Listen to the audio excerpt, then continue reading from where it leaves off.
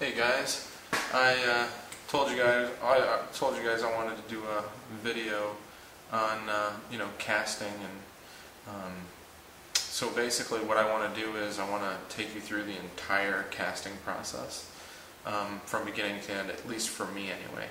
I'm going to show you where I get my lead from. Once I obtain it, what I do with it from there. So basically, I just got back from the local garage here, and essentially they save their tire weights for me, and they give them to me freely. So I mean, it's really it's a win-win really. So here it is. Let me show you what I just picked up.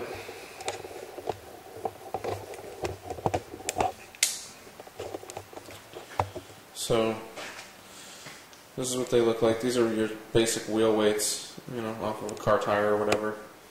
And you can see there's a bunch of crap in here. You can see like a bunch of old valve stems and a bunch of garbage. So basically, I have to hand pick through these, and you'll come across some some zinc ones. And there's some lead ones in here, some pure lead. The pure lead ones are the ones you really want. Something like this. This is what you really want right here. They're pure lead. A lot of the zinc ones kind of look like. Let me see if I can find you one here. Of course, I can't find one right now because I want to. Well, anyway, once I find one, I'll put it on video, and you guys can see it.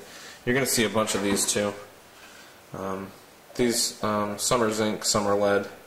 A lot of times they'll have like this black sticky stuff on the back of these, like tar, and they stick them on the inside of the rims for weight. It's just a different way of doing it, I guess. So you're not getting lead out into the environment. It stays inside the tire. But these are the ones that haven't been separated yet. These are the ones that have been, and just kind of working away here. This will take me a little while. This will probably, to sort this one bucket, will probably take me about, I don't know, at least an hour. To fully sort it. Like I said, you really want all the garbage out of there as much as possible, because when we go to do our initial smelting, you're just not going to want to deal with any of that crap. There's something I didn't show you guys too, is on the back of these wheel weights. Okay, on the back of them, there's this metal clip, this steel clip on them, and basically it's garbage. We're gonna sift it out, and that'll actually those steel clips will melt when the lead weights melt. The steel clips will rise to the top, and we can skim them off the top, and that'll all be part of our fluxing. Also, I have a bunch of what I do is I keep all my reject bullets. And basically I got a couple bags of them, but I mean, these are just a bunch of rejects, ones that I tried swedging that cracked or didn't cast right. We got an old fishing weight in there. Just a bunch of rejects basically. That it's lead, and lead's valuable, and why not reuse it? So anyhow. So this is the initial part of this is if you want to cast your own bullets, this is a very economical way of doing it. If you don't want to get out there and buy lead, because it's pretty expensive if you order it. Some companies you can buy pure lead. Some companies sell lead with the tin mixed in it already, which you can do yourself later when you just add plumbing solder, which is what I do. We can talk about that a little bit more later. But But so this is the initial part. You go out, you find a garage, or I find that the mom and pop garages are a little bit more easy to work with. If you go to some of the chains, some of the bigger stores,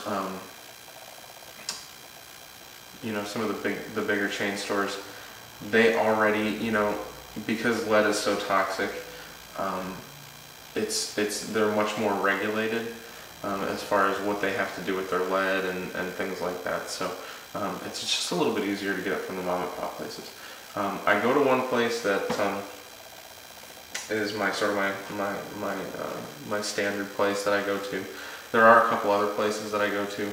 The one place that I go to gives it to me freely. There's a couple other places that I go to that I'll give them a few bucks here or there. Sometimes I bring in a box of donuts. You know, so you know, it's just it's a nice working relationship. So well, let me go ahead and get these sorted out. Once I get them sorted out, we'll get to the next part of the process, the smelting, the initial smelting, and we'll videotape that for you. Alright guys, I'm pretty much almost all sorted now. I'm about 3/4 of the way done. And here we can take a quick look, show you what my progress so far. Alright, that's what we have left there on the left. And then that's what we're up to on the right. There's a bunch of garbage that all came out of it.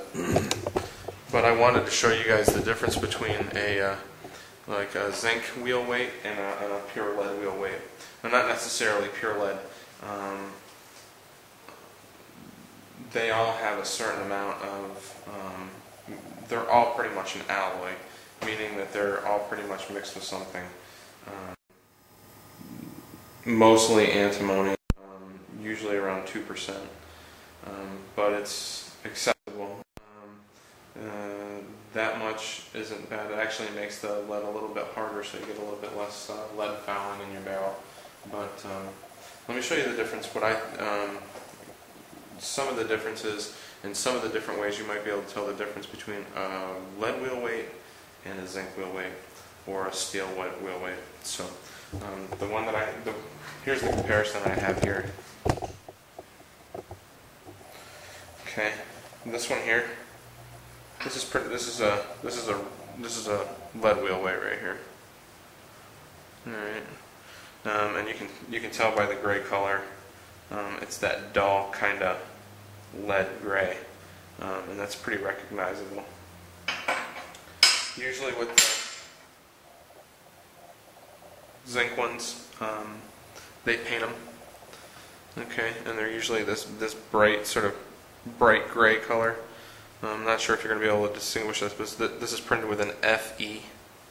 Okay, Frank Edward, and that just you know, designates its composition. So there's a couple ways you can tell. Again, the paint. Sometimes you'll see the regular wheel weights painted this color. So that's not a real good determining factor. Like I said, sometimes they print the FE on there. Another way you can tell is when it's lead, it's got kind of a dull ring to it, whereas this one will have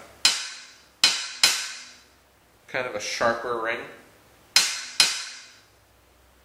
kind of a more pinging sound as opposed to a duller.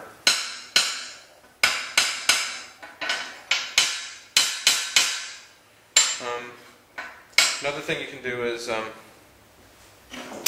get yourself a pair of pliers or a pair of like wire cutters or something, and you can just, when it's lead, you can just squeeze that so easily, and you can see the dent I made in that very easily. The zinc ones, not so much. You can't really do it. That's another way to tell. And then also you can always, if you really want to, you can put a little heat on it.